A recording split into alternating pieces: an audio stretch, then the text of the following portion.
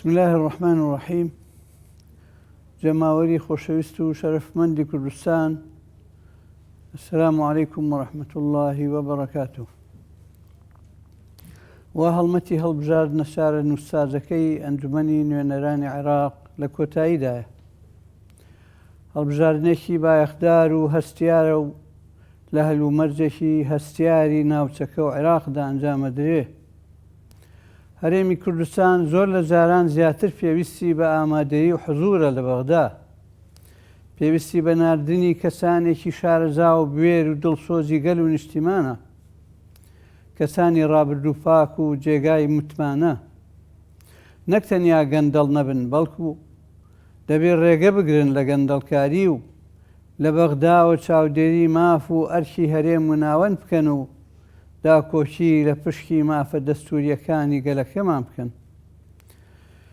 ئێمە دەمانەوێت کەسانێک بنێرینە ئەو پۆست و پێگەیە بە هیچ نەخەڵەتێن و لە هیچ نەترسێن، قەومچێتی درۆینە نەکەن، نیشتیمان نەفرۆشن، لە گەندەڵی نەگلابن، پابەند بن بە شوناسی ئاینی گەلەکەیان و خەمەکانی هاوڵاتی دەنگدەری بازنەکەیان هەڵگرن و نوێنەرێکی دروست و وەکیلێکی ئەمین بن. ئەبێ لەو کەسانە بن کە پابەند ئەبن بە بەڵێنەکانیانەوە و لەگەڵ خوا و خەڵقی خوا ڕاستەکەن. هاوڵاتیانی سەربڵند، پرۆسەی هەڵبژاردن باشترین بەرهەمی عەقڵی ئینسانە. تاکە بژاردەی مەشروع و شارستانی و گونجاوی ئەم ڕۆژگارەیە بۆ دیاریکردنی نوێنەرانی خەڵک لە سەنتەری بڕیار و یاسادانان و ئیدارەی وڵاتدا. بۆیە داواکارم کە بە پاساوی گلەیی و بێزاری لە داخی نادادی و ستەم و گەندەڵی و خۆرەخکاری دەسەڵات بایکۆت نەکەن و چونکە بەوە لە مافێکی یاسایی خۆتان مەحرومە بن، لە ئەرکێکی شەرعی خۆتان دواکەون، فرسەت بە کەسانی نەشارەزا و لێ نەهاتوو ئەدەن کە نوێنەرایەتیتان بکەن بەناڕاستی. یەکێک لە پیلانەکانی گەندەڵکاران و خەڵکە نابەرپرسەکان ئەوەیە کە هەوڵەدەن هاوڵاتیان بێهیوا بکەن، بێهیوایان بکەن لە گۆڕانکاری و مەئیوسیان بکەن لە چاکسازی، بۆ ئەوەی ناچار بن ڕازی بن بە نادادی و بە واقعی چەقبەستووی سەقەت ڕازی بن. هەڵبژاردن هەنگاوێکی بنەڕەتیە لە پرۆسەی گۆڕانکاری و چاکسازیدا. ئەمڕۆ بەدیلێکی تری نییە لە کۆمەلگەی ئێمە. دەنگدەرانی بەڕێز، ڕاستە لە بانگەشەی هەڵبژاردنە قسە و گوتاری جۆرا و جۆرەکرێ، مزایەدەی زۆر هەیە، هەر لایەنەش باسی جوانی خۆی و ناشرینیەکانی بەرامبەرەکانیەکە. بەڵام ئەلەوەمان لەبیر بێ کە سەلامەتی بانگەشەی هەڵبژاردن و دووری لە توندوتیژی لە هەڵمەتی ئەم پرۆسەیەدا شتێکی گرنگە و جێگای بایەخە و سوپاس بۆ خوا تا ڕادەیەک ئەمڕۆ هەیە. ڕکابەری و منافەسەی هەڵبژاردن شتێکی سروشتیە و بە مانای ناحەزی و دوشمنایەتی نایەت. بە شەیتانکردنی یەکتر ڕەوشێکی دواکەوتوانەیە و خاڵیکردنەوەی سیاسەت لە بەها و ئەخلاق کارێکی ناپەسەندە.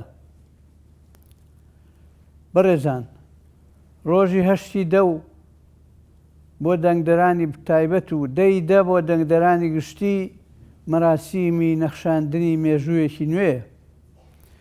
ئەبێ دەنگدەران بە ئیرادە و هیممەت و ئارامیەوە بچنە سەر سندوقەکان. گشت چاودێر و بریکاری لایەنەکان و کارمەندەکانی نەکۆمیسیۆن و سەرجەم هاوڵاتیان بە هاوکاری یەکتر پرۆسەکە بڕازێننەوە. ئێمە یەکگرتووی ئیسلامی کوردستان هێزێکی مرۆیی و فکری و ئەخلاقی و کۆمەڵایەتی کاریگەری ڕەسەنی ئەم وڵاتەین. بە قەناعەت و ئەدەبیاتی خۆمان لە سەنگەری خزمەت و خەبات داین، خۆمان بە بەختەوەر ئەزانین کە لەم پرۆسەیەدا بە پشتیوانی لە پۆلێک برا و خوشکی شایان و شیا و بەشداریمان کردووە. سەبارەت بەو شەش کاندیدە بەڕێزەی کە ئێمە پاڵپشتیانەکەین، دڵنیایی ئەدەین بە جەماوەری کوردستان لەسەر دڵسۆزی و توانا و بوێری و شایستەییان. کاندیدەکانمان بەدید و قەناعەتی ئێمە شایستەیی ئەم ئەرکە گەورەیان هەیە. تەمەن و ڕابردووی ئەم بەڕێزانە شایەتە لەسەر ئەوەی کەسانێکی دەستپاک و دڵسۆز و بوێرن. ئەرکی نوێنەرایەتی و وەکالەت ئەزانن چییە؟ بەو پەڕی توانایانەوە داکۆچی لە مافی هاوڵاتیانەکەن، خاوەنی بیر و باوەڕن و داکۆچی لە ئاین و شوناسی گەلەکەیانەکەن، بەرگری لە مافە دەستوریەکانی هەرێمەکەیانەکەن، بە دوور لە هەڵا و چاواشەکاری مامەڵە لەگەڵ نوقسانی و ناشرینیەکانی بەرامبەرەکانیانەکەن، ڕێگری لە مونکەر و بەرگری لە مەعروفەکەن بە ئەدەبیات و ڕەوشێکی شارستانی مەشروعی خۆیان. سەخامگیری ئەمنی و حکمی ڕەشید و گەشەی ئابووری وڵات و دادگەری و خزمەتگوزاری و ئازادیەکان ئامانجیانە، هەرگیز لەگەڵ پشێوی نانەوە و تێکدان نین، دژن بە گەندەڵی و پیسخۆری و نادادی، حرامخۆری و گەندەڵی بە نەخۆشی ئەزانن، قۆڕغکاری ئیداری و ئابووری بە تاوان ئەناسن، پێشێلکاری مافی مرۆڤ و ئازادیەکان بە دەردی کوشندە ئەبینن، پەروەردەی مەدرسەی یەکگرتوون و پەیڕەوی ڕەوتی ئیسلاح و چاکسازین. بۆیە داواکارم لە ئەندام و لایەنگرانی یەکگرتووی ئیسلامی کوردستان بە تایبەت و جەماوەری ئیسلامخواز و ئیسلاحخواز و دڵسۆزی گەل و وڵات بە تێکڕا ئەم هەڵبژاردنە بکەینە کەرنەڤاڵی بەرەو چاکسازی ڕاستەقینە و گۆڕانکاری ڕیشەیی و سەقامگیری سیاسی و ئابووری. هیوادارم گشت هاوڵاتیان و دەنگدەرانی ئازیز بە گوڕ و تینەوە بەرەو سندوقی هەڵبژاردن بڕۆن و دەنگ بە کەسانی شارەزا و بوێر و ئەمین بن. شایەتی خۆیان بە ئەمانەتەوە لەسەر کاندیدەکان بدەن و وجدانیان ئاسوودە بکەن. خوای میهرەبان خەڵک و خاکی نیشتیمان و وڵاتی عێراق و سەرجەم مرۆڤایەتی لە بەڵاو ناخۆشی و نەخۆشی لە قەیران و کێشە بپارێزێ. وەسەلام عەلەیکوم وەڕەحمەت الله وبەڕەکاتوه.